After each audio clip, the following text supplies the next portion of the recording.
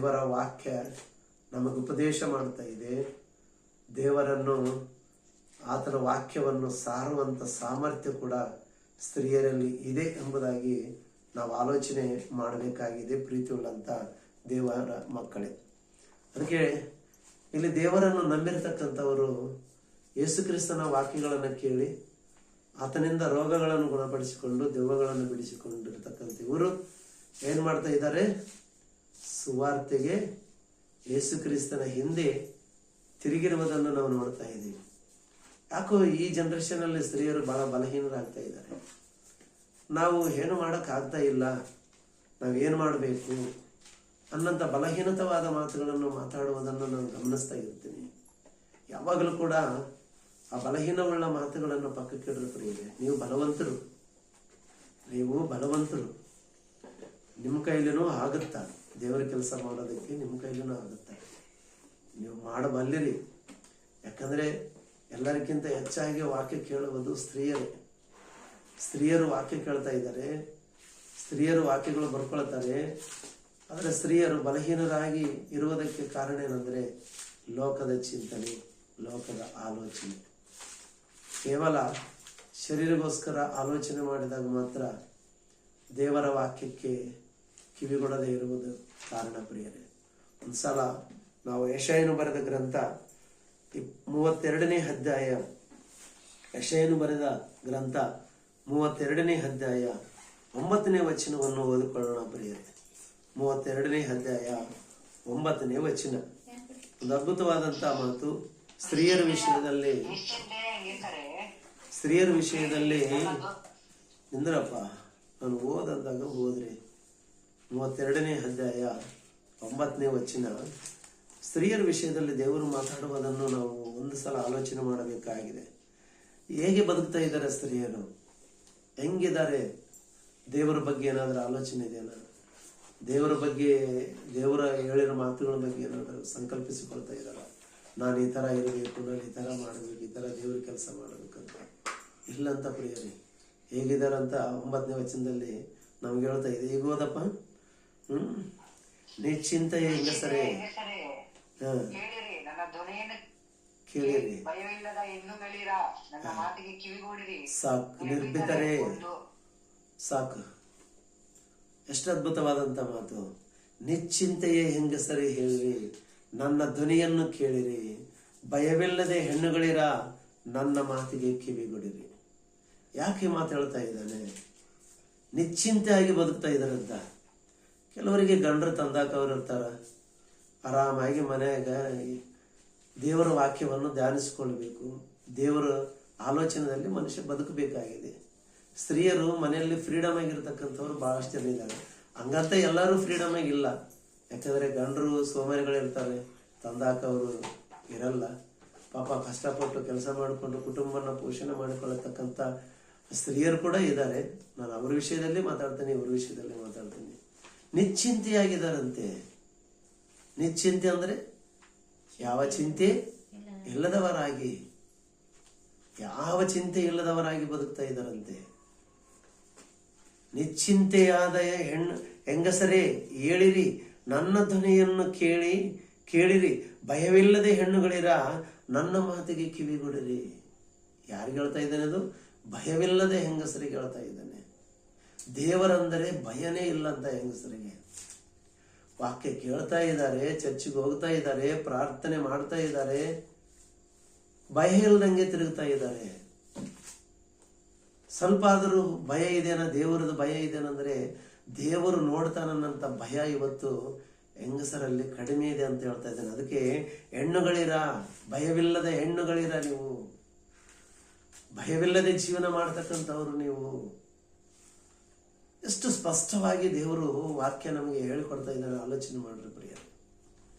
ನಾವು ಇವತ್ತು ಮನೆಯಲ್ಲಿ ಕುಂತು ಏನ್ ಮಾಡ್ತಾ ಇದ್ದೀವಿ? ಇವತ್ತು ಸ್ತ್ರೀಯರಾಗಿರ್ತಕ್ಕಂಥವ್ರು ಮನೆಯಲ್ಲಿ ಕುಂತು ಸೀರಿಯಲ್ಗಳು ನೋಡ್ಕೊಂತ, ಸಿನಿಮಾಗಳು ನೋಡ್ಕೊಂತ, ಇಲ್ಲಾಂದ್ರೆ ಯಾರು ಫ್ರೆಂಡ್ಸ್ ಜೊತೆ ಫೋನ್ ಮಾತಾಡ್ಕೊಂತ, ಅಥವಾ ಅಕ್ಕಪಕ್ಕದವ್ರ ಮನೆಯವರ ಹತ್ರ ಕೂತ್ಕೊಂಡು ವ್ಯರ್ಥವಾದ ಮಾತುಗಳನ್ನು ಮಾತಾಡ್ಕೊಂತ. ಸ್ವಲ್ಪ ಆದ್ರೆ ದೇವರ ಭಯ ಇದೆಯಲ್ಲ ನಮಗೆ, ವಾಕ್ಯ ಹೇಳ್ತಾ ಇದೆ, ನೀವು ಮಾತಾಡುವ ಪ್ರತಿಯೊಂದು ಮಾತಿಗೂ ಪ್ರತ್ಯುತ್ತರ ಕೊಡಬೇಕೆಂಬುದಾಗಿ ವಾಕ್ಯ ಹೇಳ್ತಾ ಇದೆ. ನಾವು ಮಾತಾಡುವಂತ ಪ್ರತಿಯೊಂದು ಮಾತಿಗೂ ಲೆಕ್ಕ ಕೊಡಬೇಕಾಗಿದೆ. ಆದರೂ ಭಯ ಇಲ್ಲಂತೆ. ಭಯ ಇಲ್ಲದವರಾಗಿ, ಚಿಂತೆ ಇಲ್ಲದವರಾಗಿ ಜೀವನ ಮಾಡುವಂತ ಸ್ತ್ರೀಯರು ಅನೇಕರಿದ್ದಾರಂತ ಪ್ರಿಯರೇ. ಅವರಿಗೆ ಹೇಳ್ತಾ ಇದ್ದಾನೆ ಮಾತು, ಯಾಕೆ ಭಯ ಇಲ್ಲದೆ ಜೀವನ ಮಾಡ್ತಾ ಇದ್ರಿ ನೀವು ಅಂತ. ಇವತ್ತು ನಾವು ಕಾಲ ಸುಮ್ಮನೆ ಕಳ್ಕೊಳ್ಳುವುದನ್ನು ನಾವು ನೋಡುವಂತ ಸ್ತ್ರೀಯರನ್ನು ನೋಡ್ತಾ ಇದ್ದೇವೆ ಪ್ರಿಯರೇ. ಅದಕ್ಕಾಗಿ ದೇವರ ಮಾತಂದ್ರೆ ಲೆಕ್ಕ ಇಲ್ಲದೆ ಬದುಕುವಂತ ಬದುಕು ಇವತ್ತು ಸ್ತ್ರೀಯರಲ್ಲಿದೆ ಅಂತಂದ್ರೆ ಬಹಳಷ್ಟು ಜನ ಸ್ತ್ರೀಯರಲ್ಲಿ, ಬಹಳಷ್ಟು ಜನ, ಸುಮಾರು 80% ಸ್ತ್ರೀಯರು ನಿಜವಾಗ್ಲೂ ದೇವರ ಭಯ ಇಲ್ಲದೆ ಬದುಕುವಂತವರಾಗಿದ್ದಾರೆ. ಅದಕ್ಕೆ ದೇವರು ಹೇಳ್ತಾ ಇದ್ದಾನೆ, ನನ್ನ ಭಯ ಇಲ್ಲ ನಿಮಗೆ. ಕೇವಲ ಮತ್ತೆ ಅದು ಪ್ರತ್ಯೇಕವಾಗಿ ಸ್ತ್ರೀಯರಿಗೆ ಅಂತೇಳಿ ಹೆಸರೆತ್ತಿ ಮಾತಾಡುವುದನ್ನು ನಾವು ನೋಡ್ತಾ ಇದ್ದೇವೆ ಪ್ರಿಯರೇ. ದೇವರ ವಾಕ್ಯ ಕೇಳಿದ್ರು ಕೂಡ ಭಯ ಅನ್ಸಲ್ಲ ಇವತ್ತು ಹೆಣ್ಮಕ್ಕಳಿಗೆ ಪ್ರಿಯರೇ. ಸ್ತ್ರೀಯರಿಗೆ ದೇವರ ವಾಕ್ಯ ಕೇಳಿದ್ರು ಕೂಡ ಭಯ ಅನಿಸ್ತಾ ಇಲ್ಲ, ಭಯ ಪಡ್ತಾ ಇಲ್ಲ ಇವತ್ತು. ಯಾಕೆ ಭಯ ಪಡ್ತಾ ಇಲ್ಲ ಅಂತಂದ್ರೆ ಅಕ್ಕಪಕ್ಕದವರು ಅಂತವರೇ ಇರ್ತಾರ. ನಾವು ಅಂತವರನ್ನು ಆಕರ್ಷಿತರನ್ನು ಮಾಡಿಕೊಳ್ಳಬೇಕು. ಯಾರಾದರೂ ದೇವರ ವಾಕ್ಯ ಇಲ್ಲದೆ ನಮ್ಮ ಸುತ್ತಮುತ್ತಲಿರುವ ಜನರಿರ್ತಾರೋ ಅವ್ರಿಗೆ ಹೇಗಾದರೂ ಮಾಡಿ ವಾಕ್ಯ ಹೇಳಬೇಕನ್ನಂತ ಆಲೋಚನೆಗಳಿರಬೇಕು ಪ್ರಿಯರೇ ನಮಗೆ. ಅವತ್ತಿನ ದಿನದಲ್ಲಿ ಯೇಸು ಕ್ರಿಸ್ತನ ಹಿಂದೆ ಸುವಾರ್ತೆಗೆ ಹೊರಟೋಗಿರ್ತಕ್ಕಂಥ ಸ್ತ್ರೀಯರನ್ನು ನೋಡ್ತಾ ಇರ್ತೀವಿ ನಾವು. ಅನೇಕರನ್ನು ದೇವರ ಬಳಿಗೆ ನಡೆಸಿರತಕ್ಕಂಥ ಸ್ತ್ರೀಯರನ್ನು ನೋಡ್ತಾ ಇದ್ದೀವಿ ನಾವು. ಮತ್ತೆ ನಾವು ಇವತ್ತಿನ ಕಾಲದಲ್ಲಿ ಇರತಕ್ಕಂಥ ಸ್ತ್ರೀಯರು ಹೇಗಿದ್ದೀವಿ ಅನ್ನೋಂಥದ್ದು ಆಲೋಚನೆ ಮಾಡಿಕೊಳ್ಳಬೇಕಾಗಿದೆ ಪ್ರಿಯರೇ ನೀವು. ಯಾಕಂದ್ರೆ ನಾವು ಉದ್ದೇಶಪೂರ್ವಕವಾಗಿ ಯಾರನ್ನೂ ಉದ್ದೇಶ ಇಟ್ಟುಕೊಂಡು ಹೇಳ್ತಾ ಇಲ್ಲ. ದೇವರ ವಾಕ್ಯದಲ್ಲಿ ಬರೆದಿರುವಂತ ಮಾತನ್ನು ತೋರಿಸಿ ಮಾತಾಡ್ತಾ ಇದ್ದೀನಿ. ಮತ್ತೊಂದ್ಸಲ ವಚನವನ್ನು ಓದಿರಿ. ನಿಶ್ಚಿಂತೆಯೇ ಹೆಂಗಸರೇ ಹೇಳಿರಿ, ನನ್ನ ಧ್ವನಿಯನ್ನು ಕೇಳಿರಿ, ಭಯವಿಲ್ಲದೆ ಹೆಣ್ಣುಗಳಿರ, ನನ್ನ ಮಾತಿಗೆ ಕಿವಿಗೊಡಿರಿ, ನನ್ನ ಮಾತಿಗೆ ಕಿವಿಗೊಡಿರಿ. ಕಿವಿ ಕೊಡ್ರಿ ಅಂತೇಳಿ ನಿನ್ನೆಯಿಂದ ಹೇಳ್ತಾ ಇದ್ದಾನೆ. ಕಿವಿ ಕೊಡ್ರಿ, ಆ ಕಿವಿ ತೆರೀರಿ ಎಂಬುದಾಗಿ ಕಿವಿ ಕೊಡ್ರಿ ಅಂತ ಹೇಳ್ತಾ ಇದ್ದಾನೆ. ನನ್ನ ಮಾತನ್ನು ಒಂದು ಸಲ ಗಮನಿಸರಿ, ನಾನು ಏನ್ ಹೇಳ್ತಾ ಇದ್ದೀನಿ, ನೀವ್ ಏನ್ ಕೇಳ್ತಾ ಇದ್ದೀರಿ ಅಂತಕ್ಕಂಥದ್ದನ್ನು ಆಲೋಚಿಸಲಿ ಎಂಬುದಾಗಿ ವಾಕ್ಯ ಹೇಳ್ತಾ ಇದೆ ಪ್ರಿಯರೇ. ನಾನು ಏನ್ ಹೇಳ್ತಾ ಇದ್ದೀನಿ, ನೀವ್ ಏನ್ ಕೇಳ್ತಾ ಇದ್ದೀರಿ, ಕಿವಿ ಕೊಟ್ಟು ಕೇಳ್ತಾ ಇದ್ದೀರಾ, ನನ್ನ ಮಾತಿಗೆ ಕಿವಿ ತೆರಿತಾ ಇದ್ದೀರಾ ನೀವು. ಯೆರೆಮೀಯದಲ್ಲಿ ಹೇಳ್ತಾನ, ನಿಮ್ಮ ಕಿವಿಗಳನ್ನು ತೆರೆಯಿರಿ ಎಂಬುದಾಗಿ. ಯೆಶಾಯನು ಹೇಳ್ತಾನ, ಹೆಂಗಸರೇ ನಿಮ್ಮ ಕಿವಿಗಳನ್ನು ತೆರೆಯಿರಿ, ನನ್ನ ಮಾತುಗಳನ್ನು ಗಮನಿಸಿರಿ, ನನ್ನ ಮಾತುಗಳಿಗೆ ಒಳಪಟ್ಟು ಜೀವನ ಮಾಡ್ರಿ, ಭಯಪಡ್ರಿ. ಭಯ ಇಲ್ಲದವರಾಗಿದ್ದೀರಲ್ಲ ನೀವು. ಯಾಕೆ ಭಯ ಇಲ್ಲ? ಭಯ ಯಾಕೆ ಬರ್ತಾ ಇಲ್ಲ? ಒಂದ್ಸಲ ಆಲೋಚನೆ ಮಾಡ್ರಿ ಪ್ರಿಯರೇ.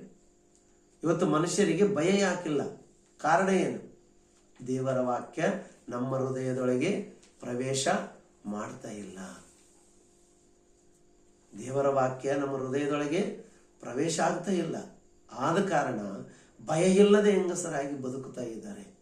ನಿಜವಾಗ್ಲೂ ದೇವರ ಮಾತಿಗೆ ಒಳಪಟ್ಟವರಾಗಿದ್ದರೆ ದೇವರ ವಾಕ್ಯಕ್ಕೋಸ್ಕರ ಬದುಕುತ್ತಾರೆ ಪ್ರಿಯರೇ. ದೇವರ ವಾಕ್ಯವನ್ನು ನಿರ್ಲಕ್ಷ್ಯ ಮಾಡಿದರೆ ಎಷ್ಟು ಪ್ರಮಾದವನ್ನು ನಮಗೆ ಸುತ್ತಿಕೊಳ್ಳುತ್ತದಂತಕ್ಕಂಥದ್ದನ್ನು ನಾವು ಆಲೋಚನೆ ಮಾಡಬೇಕಾಗಿದೆ. ನಮ್ಮ ಮೊಟ್ಟ ಮೊದಲನೇ ತಾಯಿ ಆದಾಮನ ಹೆಂಡತಿ ಅವ್ವಳು. ಅವಳ ಬಳಿಗೆ ಹೋಗೋಣ ಪ್ರಿಯರೇ. ನಾವು ಅವಳು ದೇವರ ಮಾತಿಗೆ ಬೆಲೆ ಕೊಟ್ಲ, ದೇವರ ಮಾತಿಗೆ ಬೆಲೆ ಕೊಡಲಾರದೆ ಜೀವನ ಮಾಡಿಲ್ಲ ಅಂತಕ್ಕಂಥದ್ದನ್ನು ಆಲೋಚನೆ ಮಾಡಿಕೊಳ್ಳೋಣ ಪ್ರಿಯರೇ. ಎಲ್ಲಿಗೆ ಹೋಗೋಣ ನಾವೀಗ? ಆದಿಕಾಂಡ 3ನೇ ಅಧ್ಯಾಯ, ಆದಿಕಾಂಡ 3ನೇ ಅಧ್ಯಾಯ ಪ್ರಾರಂಭ ವಚನವನ್ನು ತೆಗೆದೋಣ ಪ್ರಿಯರೇ. 1ರಿಂದ 6 ವಚನವರೆಗೆ ನಾವು ಓದಿಕೊಳ್ಳೋಣ. ಯಾಕೆ ದೇವರ ಭಯ ಇಲ್ಲದೆ ಜೀವನ ಮಾಡಿದ್ಲು? ನಿಜವಾಗ್ಲೂ ದೇವರಿಗೆ ಒಳಪಟ್ಟಂತ ಸ್ತ್ರೀನ, ದೇವರಿಗೆ ಒಳಪಡದೇ ಇರುವಂತ ಸ್ತ್ರೀನ ಅನ್ನೋಂಥದ್ದು ಆಲೋಚನೆ ಮಾಡೋಣ ಪ್ರಿಯರೇ. ದೇವರು ಕಡಖಂಡಿತವಾಗಿ ಅವರಿಗೆ ಉಪದೇಶ ಮಾಡಿದ ಪ್ರಿಯರೇ. ಏನಂತ? ಪ್ರಾರಂಭ ವಚನವನ್ನು ಓದಿಕೊಳ್ಳೋಣ ನಾವು. ಯೆಹೋವ ದೇವರು ಉಂಟು ಮಾಡಿದ ಎಲ್ಲಾ ಜಂತುಗಳಲ್ಲಿ ಸರ್ಪವು ಯುಕ್ತಿಯುಳ್ಳದಾಗಿತ್ತು. ಅದು ಸ್ತ್ರೀಯೊಬ್ಬಳಿಗೆ ಬಂದು, ಏನವ್ವ, ತೋಟದಲ್ಲಿರುವ ಯಾವ ಮರದ ಹಣ್ಣನ್ನು ನೀವು ತಿನ್ನಬಾರದೆಂದು ದೇವರು ಅಪ್ಪಣೆ ಕೊಟ್ಟಿರುವುದು ನಿಜವೋ ಎಂದು ಕೇಳಲು, ಸ್ತ್ರೀಯು, ತೋಟದಲ್ಲಿರುವ ಮರಗಳ ಹಣ್ಣುಗಳನ್ನು ನಾವು ತಿನ್ನಬಹುದು, ಆದರೆ ತೋಟದ ಮಧ್ಯದಲ್ಲಿರುವ ಈ ಮರದ ಫಲದ ವಿಷಯವಾಗಿ ಇದನ್ನು ತಿನ್ನಲು ಕೂಡದು, ಮುಟ್ಟಲು ಕೂಡದು, ತಿಂದರೆ ಸಾಯುವಿರಿ ಎಂದು ದೇವರು ಹೇಳಿದ್ದಾನೆ. ಸಾಕು ಪ್ರಿಯರೇ, ಆಗ ಸಾಕು. ಸರ್ಪ ಬಂದ ಅವನು ಕೇಳ್ತಾ ಇದ್ದಾಳೆ, ಈ ತೋಟದಲ್ಲಿ ಯಾವುದಾದ್ರೂ ಹಣ್ಣು ತಿನ್ನಬಾರದಂತ ದೇವರು ಹೇಳಿದ್ದಾನ ಅಂತ ಕೇಳಿದ್ಲು. ಏನು ಕೇಳಿದ್ಲು? ದೇವರು ಹೇಳಿದ್ದಾನ, ದೇವರು ಹೇಳಿದ್ದಾನ. ಅದಕ್ಕೆ ಉತ್ತರ ಏನು ಕೊಟ್ಲವ್ವ? ಅದಕ್ಕೆ ಉತ್ತರ ಏನು ಕೊಟ್ಲು? ಎಲ್ಲ ಮರದ ಹಣ್ಣನ್ನು ತಿನ್ನಬಹುದು, ಈ ಒಳ್ಳೆದರ ಕೆಟ್ಟದರ ಅರವನ್ನು ಹುಟ್ಟಿಸುವ ಹಣ್ಣನ್ನು ಮಾತ್ರ ತಿನ್ನಬಾರದೆಂದು ದೇವರು ಹೇಳಿದನು. ದೇವರು ಹೇಳಿದನಂತ ಅವಳಿಗೆ. ಈ ಹಣ್ಣನ್ನು ತಿನ್ನಬಾರದಂತ ದೇವರು ಹೇಳಿದನಂತೆ. ದೇವರ ಮಾತಿಗೆ ಕಿವಿ ಕೊಟ್ಟಿಲ್ವಾ ಅಂತಂದ್ರೆ, ಕಿವಿ ಕೊಟ್ಟಿಲ್ಲದ ಹಾಗೆ ಜೀವನ ಮಾಡಿದ್ದವ. ದೇವರು ಮಾತ್ರ ಖಚಿತವಾಗಿ ಹೇಳಿದ, ಅವ ಈ ಹಣ್ಣನ್ನು ನೀನು ತಿನ್ನಬಾರದು, ಇದನ್ನು ಮುಟ್ಟಲು ಬಾರದು ಅಂತೇಳಿ ಹೇಳಿದ. ಅದಕ್ಕೆ ಹೇಳ್ತಾ ಇದ್ದಾಳೆ, ಸೈತಾನನ ಮುಂದೆ ಹೇಳ್ತಾ ಇದ್ದಾಳೆ ಈಕಿ. ಏನಂತ ಹೇಳ್ತಾ ಇದ್ದಾಳೆ? ಈಗೋ ದೇವರು ಈ ಹಣ್ಣನ್ನು ತಿನ್ನಬಾರದೆಂದು ಹೇಳಿದ್ದಾನೆ, ಈ ಹಣ್ಣನ್ನು ತಿನ್ನಬಾರದೆಂದು ಹೇಳಿದ್ದಾನೆ ಅಂತೇಳಿ ಖಡಖಂಡಿತವಾಗಿ ಹೇಳ್ತಾ ಇದ್ದಾಳೆ ಪ್ರಿಯರೇ, ಖಡಖಂಡಿತವಾಗಿ ಹೇಳ್ತಾ ಇದ್ದಾಳೆ. ಅಂದ್ರೆ ದೇವರು ಹೇಳಿದಾನೆ, ನಾನು ಕೇಳಿದ್ದೀನಿ, ದೇವರು ನನಗೆ ಆಜ್ಞೆ ಕೊಟ್ಟಿದ್ದಾನೆ, ಈ ಹಣ್ಣನ್ನು ತಿನ್ನಬಾರದೆಂದು ಆಜ್ಞೆ ಕೊಟ್ಟಿದ್ದಾನೆ. ಮತ್ತೆ ಆಜ್ಞೆ ಕೊಟ್ಟ ಮೇಲೆ ಏನ್ ಮಾಡಬೇಕು? ಆಜ್ಞೆ ಪಾಲಿಸಬೇಕು. ಆ ರೂಲ್ಸು ದೇವರು ಇಟ್ಟಿದಾರಲ್ಲ, ಆ ರೂಲ್ಸು ಮೀರಬಾರದು.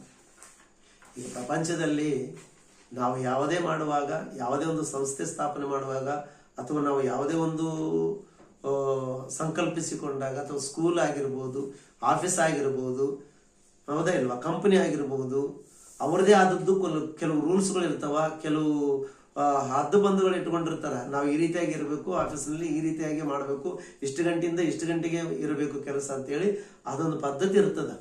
MD ಅಂತಕ್ಕಂಥವನು ಅಥವಾ ಆ ಕಂಪನಿ ಡೈರೆಕ್ಟರ್ ಆಗಿರ್ತಕ್ಕಂಥವನು ಕೆಲವು ರೂಲ್ಸ್ ಇಟ್ಟಿರ್ತಾನ. ಈ ರೂಲ್ಸಿನ ಪ್ರಕಾರ ನಮ್ಮ ಕಂಪನಿಯಲ್ಲಿ ಕೆಲಸ ಮಾಡಬೇಕು ನೀವು, ಈ ರೂಲ್ಸಿನ ಪ್ರಕಾರ ನಮ್ಮ ಶಾಲೆಯಲ್ಲಿ ನಿಮ್ಮ ಮಕ್ಕಳಿಗೆ ಕಳಿಸ್ಕೊಡ್ಬೇಕು ನೀವು. ಯೂನಿಫಾರ್ಮ್ ಇಟ್ಟಿರ್ತಾರ, ಇಂಥದೇ ಯೂನಿಫಾರ್ಮ್ ಆಗಿರ್ಬೇಕು, ಇದೇ ಕಲರ್ ಡ್ರೆಸ್ ಇರಬೇಕು, ಇದೇ ಕಲರ್ ಶೂ ಇರಬೇಕು, ಇದೇ ಕಲರ್ ಸಾಕ್ಸ್ ಇರಬೇಕು, ಹೌದಾ ಇಲ್ವಾ, ಇದೇ ಕಲರ್ ಟೈ ಇರಬೇಕು, ಇದೇ ಕಲರು ಬೆಲ್ಟ್ ಇರಬೇಕು ಅಂತೇಳಿ. ಅವ್ರು ಹೇಳಿದ್ದೆಲ್ಲ ನಾವು ಕೇಳ್ತೀವಿ. ಅವ್ರು ಹೇಳಿದ್ದೆಲ್ಲ ಪಾಲಿಸ್ತೀವಿ. ಒಂದೇನಾದ್ರೂ ಮಿಸ್ಟೇಕ್ ಆದ್ರೆ ಅಡ್ಜಸ್ಟ್ ಆಗ್ತಾರ ಅವರು? ಸ್ಕೂಲ್ನವರು ಅಡ್ಜಸ್ಟ್ ಆಗಲ್ಲ. ಕಂಪನಿಯವ್ರು ಅಡ್ಜಸ್ಟ್ ಆಗ್ತಾರ? ಅಡ್ಜಸ್ಟ್ ಆಗಲ್ಲ. ಆಫೀಸ್ ಅವ್ರು ಅಡ್ಜಸ್ಟ್ ಆಗ್ತಾರ? ಅಡ್ಜಸ್ಟ್ ಆಗಲ್ಲ. ಅಲ್ಲಿ ಏನಾದ್ರೂ ಆಜ್ಞೆ ಕೊಟ್ಟಿರ್ತಾರೋ, ಏನಾದ್ರೂ ರೂಲ್ಸ್ ಇಟ್ಟಿರ್ತಾರೋ, ಆ ರೂಲ್ಸ್ ನಾವು 1ಕ್ಕೆ 10 ಸಲ ಕೇಳಿಕೊಂಡು ಅದನ್ನ ನಾವು ಪಾಲಿಸ್ತೀವಿ. ನಮ್ಮ ಮಕ್ಕಳನ್ನು ಪಾಲಿಸ್ಬೇಕಂತ ಹೇಳ್ತೀವಿ. ನಾವು ಕಂಪನಿಯಲ್ಲಿ ಕೆಲಸ ಮಾಡುವಾಗ ನಾವು ಆ ರೂಲ್ಸ್ ಅನ್ನು ನಾವು ಪಾಲಿಸಲೇಬೇಕು. ಇಷ್ಟು ಗಂಟೆಯಿಂದ ಇಷ್ಟು ಗಂಟೆ ಡ್ಯೂಟಿ ಮಾಡಬೇಕು, ನೀನು ಇಷ್ಟೇ ಕೆಲಸ ಮಾಡ್ಬೇಕಂತ ಹೇಳಿದಾಗ ಅಷ್ಟೇ ಕೆಲಸನ ನಾವು ಮಾಡಿ ಮುಗಿಸೋದಕ್ಕೆ ಪ್ರಯತ್ನ ಮಾಡ್ತೀವಿ. ಯಾಕಂದ್ರೆ ರೂಲ್ಸ್ ಇಟ್ಟಿದ್ದಾರೆ, ಆ ರೂಲ್ಸ್ ನಾವು ಫಾಲೋ ಮಾಡೋಣ ಅಂತೇಳಿ. ಆದ್ರೆ ಏದೇನ್ ತೋಟದಲ್ಲಿ ಅವಗೊಂದು ರೂಲ್ಸ್ ಇಟ್ಟಿದ್ದಾನೆ, ನೀನು ಎಲ್ಲ ಹಣ್ಣುಗಳನ್ನು ತಿನ್ನು, ಈಗೋ ಈ ಒಳ್ಳೆದರ ಕೆಟ್ಟದರ ಅರಿವನ್ನು ಹುಟ್ಟಿಸುವ ಹಣ್ಣು ಮಾತ್ರ ನೀನು ತಿನ್ನಬೇಡ. ಅದು ತಿಂದು ದಿನ ನೀನು ಸತ್ತೇ ಸಾಯುವಿ ಎಂದು ದೇವರು ನಮಗೆ ಹೇಳಿದ್ದಾನೆ ಅನ್ನಂತ ಮಾತು ಕೇಳಿಳೆ ಏನ್ ಮಾಡಿದ್ಲು? ದೇವರ ಮಾತಿಗೆ ವಿಧೇಯಳಾಗಿದ್ಲು ಪ್ರಿಯರೇ. ಆಕೆ ತನ್ನ ಲೈಫಿನ ಬಗ್ಗೆ ಆಲೋಚನೆ ಮಾಡಿಕೊಂಡ್ಲು, ನನ್ನ ಸ್ವಂತ ನನ್ನಿಷ್ಟ ಅನ್ಕೊಂಡ್ಲೋ ಗೊತ್ತಿಲ್ಲ ಪ್ರಿಯರೇ. ದುಷ್ಟನು ಹೇಳಿದ ಮಾತಿಗೆ ಮರುಳಾಗಿ ಏನ್ ಮಾಡ್ತಾ ಇದ್ದಾಳೆ? 6ನೇ ವಚನದಲ್ಲಿ ನೋಡ್ಕೊಳ್ಳೋಣ ಪ್ರಿಯರೇ. 6ನೇ ವಚನದಲ್ಲಿ, ಆಗ ಸ್ತ್ರೀಯು ಆ ಮರದ ಹಣ್ಣನ್ನು ತಿನ್ನುವುದಕ್ಕೆ ರಮ್ಯವಾಗಿಯೂ ಜ್ಞಾನೋದಯಕ್ಕೆ ಅಪೇಕ್ಷಿಸತಕ್ಕದ್ದಾಗಿಯೂ ಇದೆ ಎಂದು ತಿಳಿದು ಅದನ್ನು ತೆಗೆದುಕೊಂಡು ತಿಂದಳು. ಏನ್ ಮಾಡಿದ್ಲಂತ ಪ್ರಿಯರೇ? ನೋಡುವುದಕ್ಕೆ ರಮ್ಯವಾಗಿ ಕಾಣ್ತಾ ಇದೆ, ತಿನ್ನುವುದಕ್ಕೆ ರುಚಿಕರವಾಗಿ ಇರುತ್ತೆ. ಇದು ಈ ಹಣ್ಣು ತಿಂದ್ರೆ ನನಗೆ ಜ್ಞಾನೋದಯವಾಗುತ್ತೆ ಅಂತ ಅನ್ಕೊಂಡೆ ತಿಂದ್ಲಂತ. ಈ ಹಣ್ಣನ್ನು ತಿಂದರೆ ಸತ್ತೇ ಸಾಯುವಿ ಅಂತೇಳಿ ದೇವರು ಹೇಳಿದ್ರೆ, ಇವನೇನು ಕಲಿಸಿಕೊಟ್ಟಂದ್ರೆ ನೀನು ಜ್ಞಾನೋದಯವಾಗುತ್ತಾ ಅಂದ್ರೆ, ದೇವರು ಹೇಳಿದ ಮಾತಿಗೆ, ತಂದೆ ತಾಯಿಗಳು ಹೇಳಿದ ಮಾತಿಗಂತೆ ಯಾರೋ ಪಕ್ಕದ ಮನೆಯವರು ಹೇಳಿದ ಮಾತು ರುಚಿಕಟ್ಟವಾಗಿತ್ತಂತ. ಆಲೋಚನೆ ಮಾಡ್ರಿ. ತಂದೆ ತಾಯಿ ಹೇಳಿದ ಮಾತನ್ನು ಮೀರಿ ಯಾರೋ ತನ್ನ ಫ್ರೆಂಡ್ಸ್ ಆಗಿರ್ಬೋದು ಅಥವಾ ಅಕ್ಕಪಕ್ಕದವರಾಗಿರ್ಬೋದು ಯಾರೋ ಹೇಳ್ತಿರ್ತಾರ ಮಾತುಗಳು, ಆ ಮಾತುಗಳನ್ನ ಕೇಳ್ತಿರ್ತಾರ. ಇಲ್ಲ ಮಮ್ಮಿ, ಇಲ್ಲ ಡ್ಯಾಡಿ, ನಿಮಗೆ ಗೊತ್ತಿಲ್ಲ, ಅವ್ರು ಹೇಳಿದ್ರು ಅದು ಚೆನ್ನಾಗಿದೆ ಅಂತ. ದೇವರು ಹೇಳಿದಾನೆ ಇದನ್ನು ತಿಂದ್ರೆ ನೀನು ಸಾಯ್ತಿ ಅಂತ. ಜ್ಞಾನೋದಯಕ್ಕೆ 6ನೇ ವಚನ, 6ನೇ ವಚನ ಏನಂತ? ಜ್ಞಾನೋದಯಕ್ಕೆ ಅಪೇಕ್ಷಿಸ್ತಕ್ಕದ್ದಾಗಿಯೂ ಇದೆ. ಜ್ಞಾನ ಬರ್ತಂತ ಎಲ್ಲಿ ಹೇಳಿದಾನೆ ದೇವರು? ಆ ಹಣ್ಣು ತಿಂದ್ರೆ ಹೇಳ್ರಿ, ಆ ಹಣ್ಣು ತಿಂದ್ರೆ ಜ್ಞಾನೋದಯ ಆಗುತ್ತಂತ ಎಲ್ಲಿ ಹೇಳಿದಾನೆ? ಹೇಳಿಲ್ಲ. ದೇವರು ಎಲ್ಲಿ ಕೂಡ ಹೇಳಿಲ್ಲ. ಮತ್ತೆ ಯಾರು ಕಲಿಸಿಕೊಟ್ಟ ಬೋಧನೆ ಇದು? ದುಷ್ಟನು ಕಲಿಸಿಕೊಟ್ಟ ಬೋಧನೆ. ಚರ್ಚಿನಲ್ಲಿ ಗಂಟೆ ಗಂಟೆ ತರ ವಾಕ್ಯ ಹೇಳಿದ್ರು ಕೂಡ ಆ ವಾಕ್ಯ ಗಮನ ಇರಲ್ಲ. ಯಾರಾದರೂ ಏನಾದರೂ ಒಂದು ಮಾತು ಹೇಳಿಬಿಟ್ರೆ ಆ ಮಾತನ್ನು ನಂಬುತ್ತೀವಿ, ಚರ್ಚಿನಲ್ಲಿ ಇರ್ತಕ್ಕಂಥ ವಿಷಯಗಳೆಲ್ಲ ಮರ್ತು ಹೋಗ್ತೀವಿ. ದೇವರ ಮಾತಿಗೆ ವಿಧೇಯಳಾಗಬೇಕಾ, ದೇವರ ಮಾತನ್ನು ಮೀರಿ ನಡ್ಕೊಳ್ಬೇಕಾ ಅಂತಂದ್ರೆ ದೇವರ ಮಾತು ವಿಧೇಯರಾಗಿ ನಡ್ಕೊಳ್ಬೇಕಾಗಿತ್ತು ಅವ್ವ. ಆದರೆ ದೇವರ ಮಾತಿಗೆ ವಿಧೇಯಳಾಗದೆ ಆ ಮಾತನ್ನು ಮೀರಿ ದುಷ್ಟನ ಆಲೋಚನೆಗಳನ್ನು ತಾನು ಗ್ರಹಿಸಿಕೊಂಡು, ಅಂದ್ರೆ ಇವನು ಹೇಳಿದ ಮಾತೇ ನಿಜ ಅಂತ ತಿಳಿದುಕೊಂಡು ಆ ಹಣ್ಣನ್ನು ತಿಂದು ಪಾಪ ಮಾಡಿ ತಾನು ಮಾತ್ರ ಶಾಪ ಪಡೆಯದೆ ಎಲ್ಲಾ ಜನರಿಗೆ ಶಾಪ ಬರುವಂತೆ ಮಾಡಿರ್ತಕ್ಕಂಥ ಮೂಲ ತಾಯಿ. ಎಲ್ಲ ಜನರಿಗೆ ಶಾಪ. ಅವ್ವ ಒಬ್ಬಳು ತಪ್ಪು ಮಾಡಿದ್ರೆ ಇದು ನನ್ನಿಂದ ಮಾತ್ರ ಪರಿಹಾರ ಆಗೋದಿಲ್ಲ ಅಂತ ಆಲೋಚನೆ ಮಾಡಿಲ್ಲ. ಇಲ್ಲ, ಇದು ನಾನು ತಿಂದಿನಿ, ನನ್ನಿಷ್ಟ ಅಂತ ಅನ್ಕೊಂಡ್ಲ, ಅಥವಾ ಈ ತಿನ್ನುವುದರಿಂದ ದೇವರಿಗೆ ವಿರೋಧವಾದದ್ದಲ್ಲ, ಈ ತಪ್ಪು ಮಾಡಿದರೆ ನನಗೆ ದೇವರು ಶಿಕ್ಷೆ ಕೊಡ್ತಾನೇನೋ, ಒಂದು ವೇಳೆ ನನ್ನ ಸಂತಾನ ಏನು ಶಿಕ್ಷೆಗೆ ಒಳಗಾಗ್ತದೇನೋ ಅಂತ ಆಲೋಚನೆ ಮಾಡಿದ್ಲ. ಇಲ್ಲ, ತಪ್ಪು ಮಾಡ್ಬೇಕನ್ನಿಸ್ತು, ಮಾಡಿಬಿಟ್ಲು. ಅದಕ್ಕೆ ಹೇಳ್ತಾ ಇದ್ದಾನೆ, ಭಯವಿಲ್ಲದೆ ಹೆಂಗಸರೇ ಕಿವಿಗೊಡ್ರಿ ನನ್ನ ಮಾತಿಗೆ. ಅವತ್ತಿನ ದಿನದಲ್ಲಿ ಭಯ ಇಲ್ಲದೆ ಹೆಂಗಸಾಗಿ ಬದುಕಿದ್ಲು ಅವ್ವ. ಅಗೋ ನನ್ನ ಮಾತಿಗೆ ವಿಧೇಯಳಾಗದೆ ಶಾಪಗ್ರಸ್ತಳಾದಳು, ಶಾಪವನ್ನು ತಂದುಕೊಂಡಳು. ತಾನು ಮಾತ್ರ ಶಾಪವನ್ನು ಅನುಭವಿಸದೆ ಆಕೆಗೆ ಬಂದಿರತಕ್ಕಂಥ ಶಾಪ ಏನು? ಮಕ್ಕಳನ್ನು ಹೇರುವಾಗ ಸತ್ತು ಬದುಕಬೇಕಾದಂತ ನೋವು ಅನುಭವಿಸಬೇಕಾಯಿತು. ಆ ಅಮ್ಮ ಮಾಡಿರ್ತಕ್ಕಂಥ ತಪ್ಪು ಇವತ್ತು ಎಲ್ಲಾ ಹೆಂಗಸರಿಗೆ ಬಂದಿರತಕ್ಕಂಥ ಶಿಕ್ಷೆ ಏನು? ನೋವು ಅನುಭವಿಸ್ಬೇಕು. ಮಕ್ಕಳನ್ನು ಹೇರುವಾಗ 9 ತಿಂಗಳ ಎತ್ತ ನಂತರ ಡೆಲಿವರಿ ಬೇರೆ ತಿನ್ನುವಾಗ ಗೊತ್ತಾಗುತ್ತೆ ಹೆಂಗಸರಿಗೆ. ಅವಾಗ ನೆನೆಸ್ಲೇಬೇಕು ನಿಮ್ಮ ಅವ್ವನ್ನ ನೆನೆಸ್ಕೊಳ್ಬೇಕು. ನೀವು ಮೂಲ ತಾಯಿ ಇದ್ದಾಳಲ್ಲ, ಆಕಿನ ನೆನೆಸ್ಬೇಕು. ಯಾವ ತಾಯಿ ನೀನ್ ದೇವ್ರ ಮಾತು ಮೀರಿ ನಡ್ಕೊಂಡದಕ್ಕೆ ನಮಗೆ ಈ ಪರಿಸ್ಥಿತಿ ಬಂತ ಅಂದ್ರೆ ನಾವು ನಿನ್ನ ದಾರಿಯನ್ನೇ ಹಿಡಿದಿವೆ ತಾಯಿ. ನಾವು ತಪ್ಪು ಮಾಡ್ತಾ ಇದೀವಿ. ಒಂದು ವೇಳೆ ಅವ್ವ ದೇವರ ಮಾತು ಮೀರದಿದ್ದರೆ ಮಕ್ಕಳು ಹುಟ್ಟುತ್ತಿದ್ದರೆ ಅಂದ್ರೆ ಹುಟ್ಟುತ್ತಿದ್ರು. ಮಕ್ಕಳನ್ನು ಯಾವ ರೀತಿಯಲ್ಲಿ ಹುಟ್ಟಿಸಿದ್ನೋ, ನೋವಿಲ್ದಂಗೆ ಹುಟ್ಟಿಸಿದ್ನೋ, ಯಾವ ರೀತಿ ಹುಟ್ಟಿಸಿದ್ನೋ ಗೊತ್ತಿಲ್ಲ, ನೋವು ಬಂದಿರತಕ್ಕಂಥದ್ದು ಮಾತ್ರ ಶಾಪ. ದೇವರ ಮಾತು ಮೀರಿ ಶಾಪಕ್ಕೆ ಒಳಗಾಗಿ ತಾನು ತನ್ನ ಗಂಡನಿಗೆ ತಿನ್ನಿಸಿ, ಇಬ್ಬರು ಗಂಡ ಹೆಂಡ್ರು ತಪ್ಪು ಮಾಡಿ ಗಂಡನ ಮನಸ್ಸು ಕೆಡಿಸಿ, ಗಂಡನ ಕೂಡ ಪಾಪ ಮಾಡಿಸಿ, ಅವರಿಬ್ಬರು ಮಾಡಿರ್ತಕ್ಕಂಥ ಪಾಪದಿಂದ ಇವತ್ತು ಲೋಕಕ್ಕೆ ಮರಣ ಬಂತು ಎಂಬುದಾಗಿ ರೋಮಪುರದವರಿಗೆ ಬರೆದಂತ ಪತ್ರಿಕೆ 5ನೇ ಅಧ್ಯಾಯ 12ನೇ ವಚನದಲ್ಲಿ ನಾವು ನೋಡಬಹುದು ಪ್ರಿಯರೇ. ರೋಮಪುರದವರಿಗೆ ಬರೆದಂತ ಪತ್ರಿಕೆ 5ನೇ ಅಧ್ಯಾಯ 12ನೇ ವಚನ. 12ನೇ ವಚನ. ಈ ವಿಷಯ ಹೇಗೆಂದರೆ ಮನುಷ್ಯನಿಂದಲೇ ಪಾಪವು, ಪಾಪದಿಂದ ಮರಣವು ಲೋಕದೊಳಗೆ ಸೇರಿದವು. ಸಾಕು ಪ್ರಿಯರೇ, ಪಾಪ ಮಾಡಿದ್ದರಿಂದ ಸಾಕು. ಏನಂತೆ? ಒಬ್ಬ ಮನುಷ್ಯನಿಂದಲೇ ಪಾಪವು, ಪಾಪದಿಂದ ಮರಣವು ಲೋಕದೊಳಗೆ ಸೇರಿತು. ಮರಣ ಅಂತಕ್ಕಂಥದ್ದು ಆದಾಮನು ಅವ್ವಳು ಮಾಡಿರ್ತಕ್ಕಂಥ ಪಾಪದಿಂದನೇ ಮರಣ ಸಂಭವಿಸಿತು.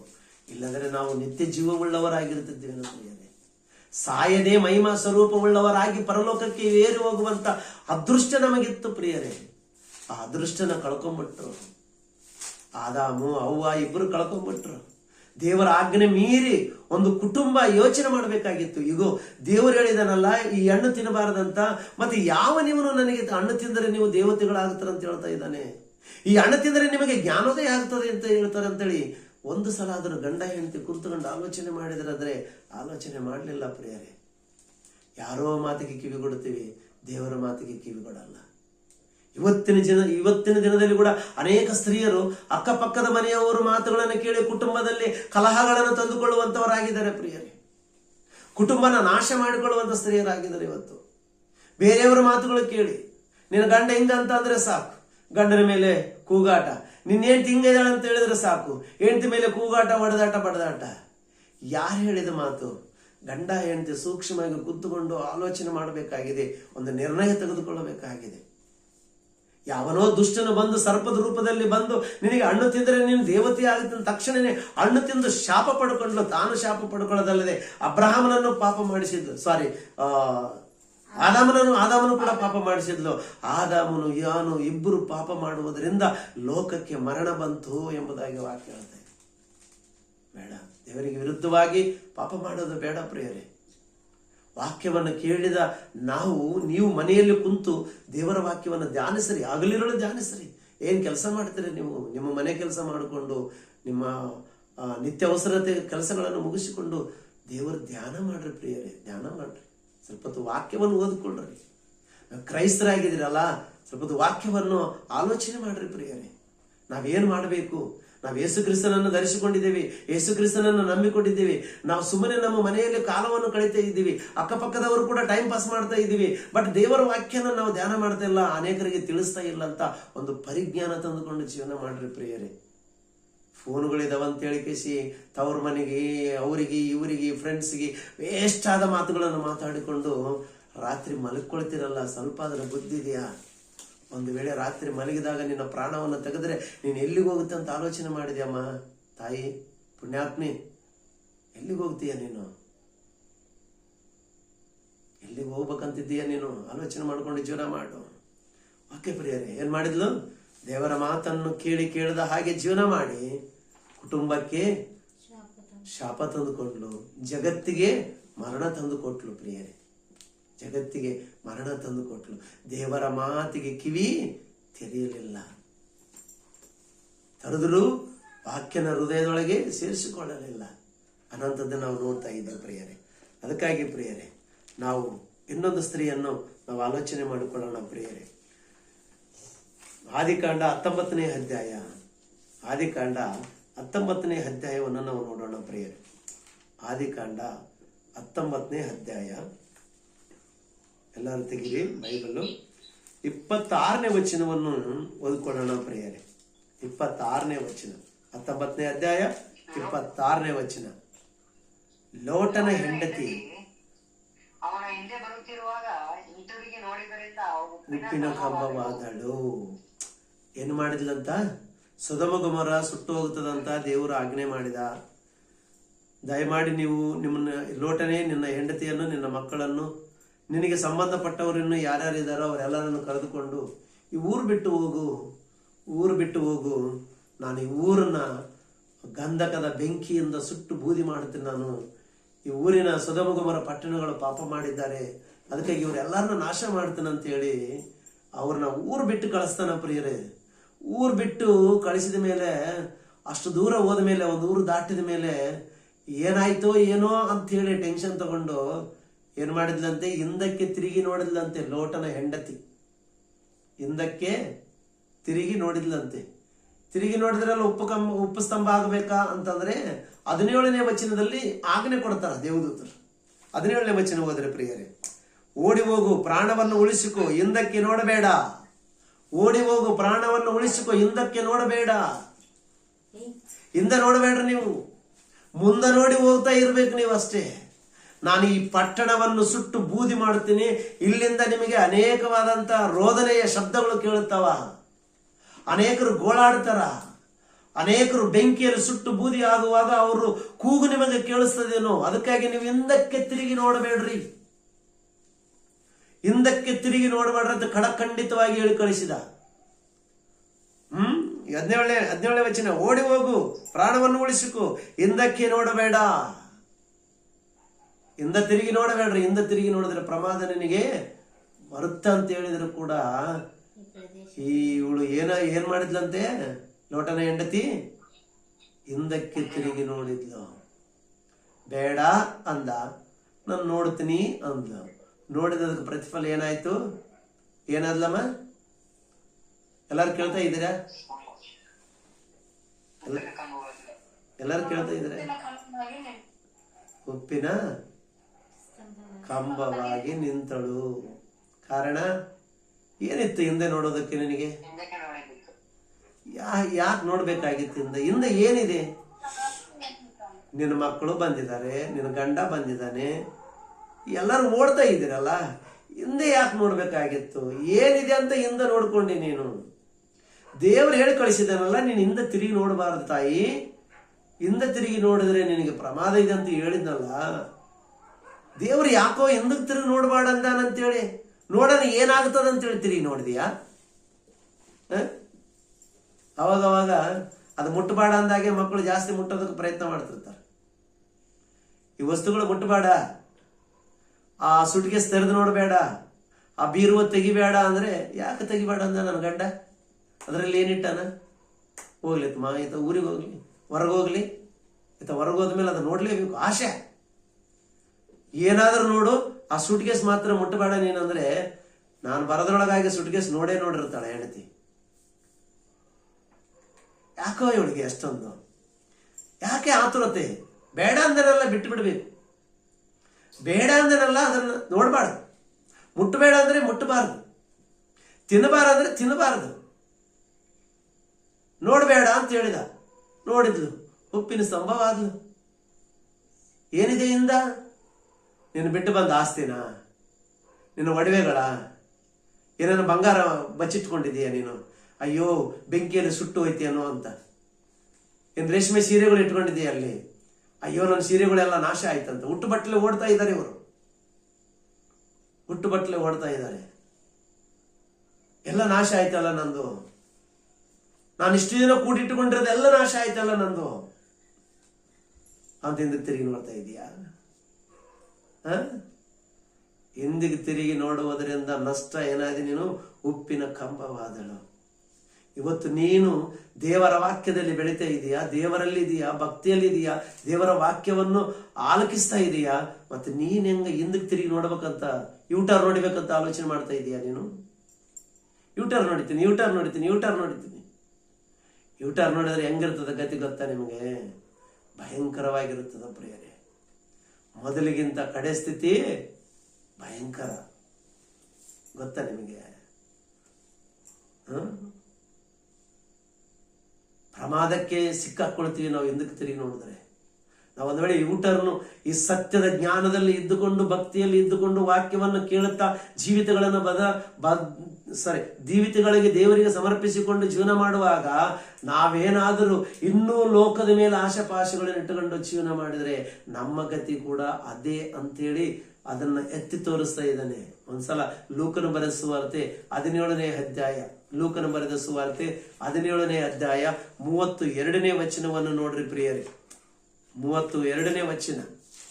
ಯಾರನ್ನ ನೆನಪು ಮಾಡ್ತಾನೋ ಯೇಸು ಸ್ವಾಮಿ ನೋಡ್ರಿ ಪ್ರಿಯರೇ. ಯೇಸು ಸ್ವಾಮಿ ಯಾರನ್ನೇ ನೆನಪು ಮಾಡ್ತಾನ ನೋಡ್ರಿ? ಲೋಟನ ಹೆಂಡತಿಯನ್ನು ನೆನಪಿಗೆ ತಂದುಕೊಳ್ಳಿರಿ.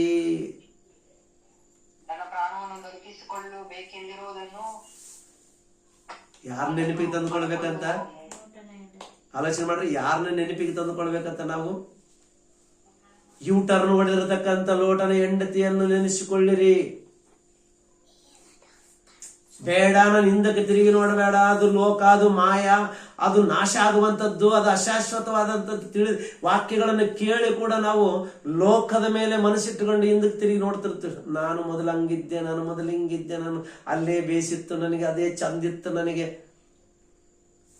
ನಾನು ಬೇಯಿಸಿದ್ದೆ. ಇಸ್ರೇಲ್ರ ತರ ಇಸ್ರೇಲ್ರು ಕೂಡ ನಿಜವಾಗಲು ಐಗುಪ್ತ ದೇಶವನ್ನು ಬಿಡಿಸಿಕೊಂಡು ಕೆಂಪು ಸಮುದ್ರವನ್ನು ದಾಟಿಸಿ ಫರೋ ಸೈನ್ಯವನ್ನು ನಾಶ ಮಾಡಿ ಸಮುದ್ರನ್ನು ಓಪನ್ ಮಾಡಿ ಹೊರ ಕರ್ಕೊಂಬಂದ್ರೆ, ಇವರು ಅರಣ್ಯದಲ್ಲಿ ಇದ್ದುಕೊಂಡು ನಾವೇನು ಐಗುಪ್ತ ದೇಶದಲ್ಲಿದ್ದಾಗೆ ನಾವು ಚಲೋ ಚಲೋ ಊಟ ಮಾಡ್ತಿದ್ದೀವಿ.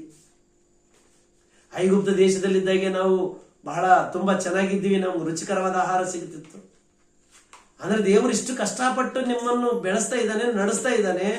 ದೇವರು ನಿಮ್ಮನ್ನು ಈ ಭಕ್ತಿಯಲ್ಲಿ ನಡೆಸ್ಕೊಂಡು ಹೋಗುವಾಗ ಇನ್ನೂ ಲೋಕದಾಶಿಗಳು ಇನ್ನೂ ಸತ್ತಿಲ್ವಾ ನಮಗೆ? ಅದಕ್ಕೆ ಹೇಳ್ತಾ ಇದ್ದಾನೆ, ಲೋಟನ ಹೆಂಡತಿಯನ್ನು ನೆನಪಿಗೆ ತಂದುಕೊಳ್ಳ್ರಿ ಎಂಬುದಾಗಿ ಹೇಳ್ತಾ ಇದ್ದಾನೆ ಯೇಸು ಸ್ವಾಮಿ. ನೆನಪಿಗೆ ತಂದುಕೊಳ್ಬೇಕಾ? ಲೋಟನ ಹೆಂಡತಿಯಲ್ಲಿ ವಿಶೇಷವಾದದ್ದೇನಿದೆ? ಲೋಟನ ಹೆಂಡತಿ ಏನ್ ತ್ಯಾಗ ಮಾಡಿದಾಳೆ ಅಂತ ಆ ಅಮ್ಮನ ನೆನೆಸ್ಕೊಳ್ಬೇಕು. ಅಬ್ರಹಾಮನ ನೆನೆಸ್ಕೊಳ್ರಿ ಅಂತಂದ್ರೆ ಒಳ್ಳೇದು, ಇಸಾಕನ್ನ ನೆನೆಸ್ಕೊಳ್ರಿ ಅಂದ್ರೆ ಒಳ್ಳೇದು, ನೋಹನ ನೆನೆಸ್ಕೊಳ್ರಿ ಅಂದ್ರೆ ಒಳ್ಳೇದು, ಮೋಶೆನ ಒಂದ್ಸಲ ನೆನೆಸ್ಕೊಳ್ರಿ ಹೆಂಗ್ ಬದುಕಿದಾನೆ ಅಂತ ಆ ಭಕ್ತಾದಿಗಳ ಚರಿತ್ರೆಯನ್ನು ಹೇಳಿದ್ರೆ ಒಳ್ಳೇದು. ಹೋಗಿ ಹೋಗಿ ದೇವರ ಆಜ್ಞೆ ಮೀರಿ ನಡೆದಿರತಕ್ಕಂತ ಲೋಟನ ಹೆಂಡತಿಗೆ ನೆನೆಸಿಕೊಳ್ಬೇಕು ನೀವು ಅಂತ ಹೇಳ್ತಾ ಇದ್ದಾನೆ. ಅಂದ್ರೆ ಆಕೆನಿಗೆ ಯಾವ ಗತಿ ಆಯ್ತು ನಿನಗೂ ಅದೇ ಗತಿ ಆಗುತ್ತಾ ಅಂತ ಎಚ್ಚರಿಸುವುದಕ್ಕಾಗಿ ಹೇಳ್ತಾ ಇದ್ದಾರೆ ದೇವರಲ್ಲಿ. ದೇವರ ವಾಕ್ಯ ಕೂಡ ಕೇಳದಂತೆ ಜೀವನ ಮಾಡಿ ದೇವರ ವಾಕ್ಯವನ್ನು ಹೃದಯದೊಳಗೆ ಸೇರಿಸಿಕೊಳ್ಳದೆ ಬುದ್ಧಿ ಇಲ್ಲದೆ ಹೆಂಗಸರ ತರ ಬದುಕಿ ಕೊನೆಗೆ ಉಪ್ಪಿನ ಸ್ತಂಭವಾದನು, ಕುಟುಂಬನ ನಾಶ ಮಾಡಿಕೊಂಡನು. ಗೊತ್ತಾ ನಿಮ್ಗೆ? ತಾಯಿ ಮನೆಯಲ್ಲಿದ್ದರೆ ಮಕ್ಕಳು ಕೆಡುವುದಿಲ್ಲ ಅಂತ ಪ್ರಿಯರೇ. ತಾಯಿ ಒಳ್ಳೆಯವಳಾದರೆ ಮಕ್ಕಳು ದಾರಿ ತಪ್ಪದಿಲ್ಲ ಅಂತ ದೊಡ್ಡವರು. ತಾಯಿ ಒಳ್ಳೆಯವಳಾಗಬೇಕು. ತಾಯಿಯೇ ಲೋಕದ ಆಶೆಗಳೊಂದಿಗೆ ಜೀವನ ಮಾಡಿದರೆ ತಾಯಿ ಉಪ್ಪಿನ ಸ್ತಂಭ ಆದ್ಲು. ಆದ ನಂತರ ಏನಾಯ್ತು ಅವ್ರ ಜೀವನ ಹೇಳ್ರಿ? ತಾಯಿ ಇಲ್ಲದ ತಬ್ಬಡಿಗಳಾಗಿ ತಂದೆಯೊಂದಿಗೆ ಸಂಸಾರ ಮಾಡಿ ತಮ್ಮ ಜೀವಿತಗಳನ್ನು ನಾಶ ಮಾಡಿಕೊಂಡ್ರು. ಗೊತ್ತಿಲ್ವಾ ನಿಮಗೆ? ಕಾರಣ ಯಾರು? ಲೋಟನ ಹೆಂಡತಿ. ಅವರ ಮಕ್ಕಳು ಕೆಡುವುದಕ್ಕೆ ಕಾರಣ ಯಾರು? ತಾಯಿ. ಅದೇ ತಾಯಿ ಅವರ ಜೊತೆಗಿದ್ದರೆ ಮಕ್ಕಳು ಆ ರೀತಿಯಾಗಿ ಕೆಟ್ಟ ಕೆಲಸ ಮಾಡ್ತಿದ್ದಿಲ್ಲ ಪ್ರಿಯರೇ. ತಂದೆಗೆ ಮತ್ತು ಬರುವಂತೆ ಮಾಡಿ ಮಬ್ಬು ಇಂಜೆಕ್ಷನ್ ಹಾಕಿ ತಂದೆನೂ ಕೂಡ ಸಂಸಾರ ಮಾಡಿದ್ರು. ಅವತ್ತಿನ ದಿನದಲ್ಲಿ ಆ ಇಬ್ಬರು ಸ್ತ್ರೀಯರು, ಲೋಟನ ಮಕ್ಕಳು ಕೆಟ್ಟೋದರು ಪ್ರಿಯರೇ. ಕೆಟ್ಟೋಗೋದಕ್ಕೆ ಕಾರಣ ತಾಯಿ. ಕೆಟ್ಟ ದಾರಿ ಹಿಡಿಬೇಡ್ರಿ ಪ್ರಿಯರೇ. ಕೆಟ್ಟ ಆಲೋಚನೆ ಮಾಡಬಾರ್ದು. ದೇವರ ವಾಕ್ಯನ ಕೇಳ್ತಾ ಇದ್ದೀರ? ಅದಕ್ಕೆ ನಿಶ್ಚಿಂತ ಹೆಂಗಸರೇ, ನಿಶ್ಚಿಂತ ಸ್ತ್ರೀಯರೇ, ನನ್ನ ಮಾತಿಗೆ ಕಿವಿಗೊಡ್ರಿ. ಭಯವಿಲ್ಲದ ಹೆಣ್ಣುಗಳಿರ. ಏನ್ರಿ ದೇವರ ಮಾತು? ನನ್ನ ಮಾತಿಗೆ ಕಿವಿ ಕೊಟ್ಟು ಬದುಕ್ರಿ. ಏನೋ ಹೇಳ್ತಾನ ಬಿಡು, ಈ ಮನೆಯಲ್ಲಿ ಸಾರಿ ಹೇಳ್ತಾನ, ಇನ್ನೂ ಅನೇಕರು ಹೇಳ್ತಾರ, ದೊಡ್ಡ ದೊಡ್ಡ ಸೇವಕರು ಬರ್ತಾರ. ಇವತ್ತಿನ ಇಲ್ಲದ್ರೆ ಇನ್ನೊಬ್ಬ ಸೇವಕ ಬಂದು ವಾಕ್ಯ ಹೇಳ್ತಾನೆ. ಯಾರು ಹೇಳಿದ್ರು ದೇವರ ವಾಕ್ಯ, ಆ ದೇವರ ವಾಕ್ಯಕ್ಕೆ ಕಿವಿ ಕೊಡೋದನ್ನ ಆಲೋಚನೆ ಮಾಡ್ರಿ ಪ್ರಿಯರೇ. ದೇವರ ವಾಕ್ಯಕ್ಕೆ ಕಿವಿ ಕೊಡುವುದಕ್ಕೆ ಆಲೋಚನೆ ಮಾಡ್ರಿ. ನನಗೆ ಆರೋಗ್ಯ ಚೆನ್ನಾಗಿಲ್ದ್ರಿ, ಇವತ್ತು ನಿಮಗೆ ವಾಕ್ಯ ಹೇಳ್ತಾ ಇದ್ದೇನೆ. ಇವತ್ತು ಮುಂಜಾನೆಯಿಂದ ಹಾಸ್ಪಿಟಲ್ ಸುತ್ತ ತಿರುಗಾಡಿ. ಯಾಕೆ ಗೊತ್ತಾ? ನಿಮ್ಮೆಲ್ಲರನ್ನು ಕಾಪಾಡಿಕೊಳ್ಳಬೇಕು. ನೀವು ಯಾವ ರೀತಿ ಬದುಕಬೇಕಂದ್ರೆ ಯೇಸು ಕ್ರಿಸ್ತನ ಹಿಂದೆ ತಿರುಗಾಡಿರ್ತಕ್ಕಂಥ ಸ್ತ್ರೀಯರಾಗಿ ಬದುಕಬೇಕು. ನೀವು ಯೇಸು ಕ್ರಿಸ್ತನ ಮಾತಿಗೆ ಕಿವಿಗೊಟ್ಟು ಸಮರಿಯ ಸ್ತ್ರೀಯ ಹಾಗೆ ನೀವು ಬದುಕಬೇಕೆಂಬುದೇ ನನ್ನ ಆಶಯ, ನನ್ನ ಆಲೋಚನೆ ಪ್ರಿಯರೇ. ಆ ರೀತಿ ಬದುಕುವುದಕ್ಕೆ ಪ್ರಯತ್ನ ಮಾಡ್ರಿ ಪ್ರಿಯರೇ, ಪ್ರಯತ್ನ ಮಾಡ್ರಿ. ದೇವರ ವಾಕ್ಯ ಹೇಳ್ತಾ ಇದೆ. ಯೇಸು ಸ್ವಾಮಿ ಹೇಳ್ತಾನ, ಕ್ರಿಸ್ತ ಪೂರ್ವದಲ್ಲಿ ಸುಮಾರು 1800 ವರ್ಷಗಳ ಹಿಂದೆ ನಡೆದಿರ್ತಕ್ಕಂಥ ಘಟನೆ ಎತ್ತಿ ತೋರಿಸ್ತಾ ಇದ್ದಾನೆ. ಏನಂತ? ಅಗೋ ಲೋಟನ ಹೆಂಡತಿಯನ್ನು ಒಂದು ಸಲ ನೆನಪಿಗೆ ಮಾಡಿಕೊಂಡ್ರಿ. ಯಾವ ಸ್ಥಿತಿ, ಯಾವ ಗತಿ ಆಕೆಗೆ ಬಂತು ಅಂತಕ್ಕಂಥದ್ದು. ಆ ಗತಿ ನಮಗೆ ಬರಬಾರದು ಅಂತಂದ್ರೆ ನಾವು ದೇವರ ವಾಕ್ಯಕ್ಕೆ ನಾವು ಒಳಪಡಬೇಕು. ದೇವರ ವಾಕ್ಯವನ್ನು ಶ್ರದ್ಧೆಯಿಂದ ಆಲೋಕಿಸಬೇಕು. ಭಕ್ತಿಯಿಂದಲೂ ಮನಸ್ಫೂರ್ತಿಯಿಂದಲೂ ದೇವರನ್ನು ಆರಾಧನೆ ಮಾಡಬೇಕು. ಪ್ರಾರ್ಥನೆ ಮಾಡಿಕೊಳ್ಳಿ ಪ್ರಿಯರೇ. ಮನೆಯಲ್ಲಿ ಇರ್ತಾರಲ್ಲ ಎಲ್ಲರೂ, ಮನೆಯಲ್ಲಿ ಕೆಲಸಕ್ಕೆ ಹೋಗೋವರಂತೂ ಪಾಪ ಕೆಲಸ ಮಾಡ್ತಿರ್ತಾರೆ. ಅವರಿಗೆ ಮಧ್ಯಾಹ್ನ ಅವಕಾಶ ಸಿಕ್ಕರೆ ಅಲ್ಲಿ ಪ್ರಾರ್ಥನೆ ಮಾಡಿಕೊಳ್ಳಿ. ಊಟಕ್ಕೆ ಬಿಟ್ಟಿರ್ತಾರಲ್ಲ, ಕಾಲಾವಕಾಶ ಇರುತ್ತಾ, ದೇವರ ವಾಕ್ಯವನ್ನು ಕೇಳ್ರಿ, ದೇವರಿಗೆ ಒಳಪಡ್ರಿ ಪ್ರಿಯರೇ. ದಯಮಾಡಿ ಹೇಳ್ತೀನಿ, ನಮ್ಮಂತ ಸೇವಕರು ಎಷ್ಟೋ ಜನ ನಿಮಗೆ ಅನೇಕ ವಿಧ ವಿಧವಾಗಿ ವಾಕ್ಯಗಳನ್ನು ಹೇಳ್ತಾ ಇದ್ದಾರೆ. ಎಲ್ಲವನ್ನು ಗಮನಿಸ್ರಿ, ತಿದ್ದುಕೊಳ್ರಿ, ಜೀವಿತಗಳನ್ನು ಮಾರ್ಪಡಿಸಿಕೊಳ್ಳ್ರಿ. ದೇವರು ಕೂಡ ಬಯಸ್ಕೊಳ್ಳೋಂತ ಆಲೋಚನೆ ಮಾಡಿಕೊಳ್ಳಬೇಡ್ರಿ ಪ್ರಿಯರೇ. ದೇವರು ಬೈತಾ ಇದ್ದಾನೆ, ಎಂತೆಂಥ ಮಾತು ಬೈತಾ ಇದ್ದಾನೆ. ಅವಸರನ ನಾವು ಬಯಸ್ಕೊಳ್ಳೋದು, ಅವಸರನ ಆಲೋಚನೆ ಮಾಡ್ರಿ. ಅವಸರನ ನಾವು ಬಯಸ್ಕೊಳ್ಳೋದು ದೇವರ ಸಂಗಡ. ಪ್ರಕಟಣೆ ಗ್ರಂಥ ಅದಕ್ಕೆ ಹೆಣ್ಣಿಗೆ ಯಾರನ್ನ ಹೋಲಿಸ್ತಾ ಇದ್ದಾನ? ಹೆಣ್ಣು ಮಕ್ಕಳು ಜಾಸ್ತಿಯಾಗಿ ದೇವರ ವಾಕ್ಯಕ್ಕೆ ಕಿವಿಗೊಡ್ತಾ ಇಲ್ಲ ಅಂತೇಳಿ ಎಂತದಕ್ಕೆ ಆಲೋಚನೆ, ಎಂತದಕ್ಕೆ ಹೋಲಿಸಿ ಮಾತಾಡ್ತಾ ಇದ್ದಾನೆ ನೋಡ್ರಿ ಪ್ರಿಯರೇ. ಒಂದ್ಸಲ ಪ್ರಕಟಣೆ ಗ್ರಂಥ 18ನೇ ಅಧ್ಯಾಯ ಪ್ರಾರಂಭದ 2ನೇ ವಚನವನ್ನು ಓದಿಕೊಳ್ಳ್ರಿ ಪ್ರಿಯರೇ. 2ನೇ ವಚನ ಓದ್ರಿ. ಪ್ರಕಟಣೆ ಗ್ರಂಥ 18ನೇ ಅಧ್ಯಾಯ, ಪ್ರಕಟಣೆ ಗ್ರಂಥ 18ನೇ. ಗಟ್ಟಿಯಾದ ಶಬ್ದದಿಂದ ಕೂಗುತ್ತಾ ಬಿದ್ದಳು ಬಿದ್ದಳು ಬಾಬೇಲು ಬಿದ್ದಳು. ಯಾರಿಗೂ ಹೋಲಿಸಿದಾನೆ? ಹೆಂಗಸಿಗೆ ಹೋಲಿಸಿ ಮಾತಾಡ್ತಾ ಇದ್ದಾನೆ ಪ್ರಿಯರೇ. ಬಿದ್ದಳು ಬಿದ್ದಳು ಬಾಬೇಲು ನಗರಿಯೇ ಬಿದ್ದಳು. ಎಲ್ಲಿ ಬಿದ್ದಳು? ವಾಕ್ಯದಲ್ಲಿ ಬಿದ್ದೋದ್ಲ, ಪಾಪದಲ್ಲಿ ಬಿದ್ದೋದ್ಲ. ಬಾಬೇಲೆಂಬ ನಗರವು ಪಾಪ ತುಂಬಿ ತುಳುಕುತ್ತಾ ಇದೆ ಅಂತ ಆ ನಗರದಲ್ಲಿ ಪಾಪವು ತುಂಬಿ ತುಳುಕುತ್ತಾ ಇದೆ. ಅದಕ್ಕಾಗಿ ಹೇಳ್ತಾ ಇದ್ದಾನೆ, ಆ ನಗರದಲ್ಲಿ ಯಾವ ಕೆಲಸ ಮಾಡಿದಾರಂತ ಕೆಳಗೊಚ್ಚಿನ ಓದ್ಕೊಳ್ಳೋಣ. ಕಂಟಿನ್ಯೂ ಮಾಡ್ರ, ವಚನ ಕಂಟಿನ್ಯೂ ಮಾಡ್ರಿ. ದೆವ್ವವು ಆಶ್ರಯವು ಅಪವಿತ್ರವಾಗಿಯೂ ಅಸಹ್ಯವಾಗಿಯೂ ಇರುವ ಸಕಲ ವಿಧವಾದ ಪಕ್ಷಿಗಳ ಆಶ್ರಯವೂ ಆದಳು. ಎಲ್ಲಾ ಜನಾಂಗಗಳು ಅವಳ ಅತಿ ಜಾರತ್ವವೆಂಬ ದ್ರಾಕ್ಷರಸವನ್ನು ಕುಡಿದರು. ಅವಳೊಂದಿಗೆ ಭೂರಾಜರು ಜಾರತ್ವ ಮಾಡಿದರು. ಅವಳ ಸುಖಭೋಗಿಯಾಗಿದ್ದರಿಂದ ಭೂಲೋಕದ ವರ್ತಕರು ಐಶ್ವರ್ಯವಂತರಾದರೆಂದು ಹೇಳಿದನು. ಕೆಟ್ಟೋಗಿರತಕ್ಕಂಥ ನಗರಿಯನ್ನು ಒಂದು ಹೆಣ್ಣಿಗೆ ಹೋಲಿಸಿ ಮಾತಾಡ್ತಾ ಇದ್ದಾನೆ.